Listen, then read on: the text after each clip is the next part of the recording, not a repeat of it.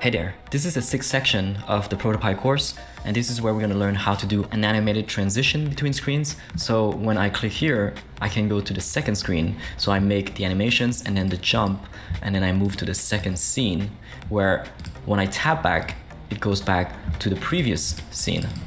One thing to note is that we're going to be using constraints to animate, so it's going to be a lot easier because when you change the size of this box, for example, it affects all of the rest that is inside. As I mentioned before, we have the assets, we have the template for begin and final, but also we have the sketch file for this specific design. So we have the home and then the full view, and it's important to have this open so that we can go to ProtoPie, create a new pie, and then from here, we can import from Sketch, selecting home, setting at 3x, and then we're gonna get all the layers.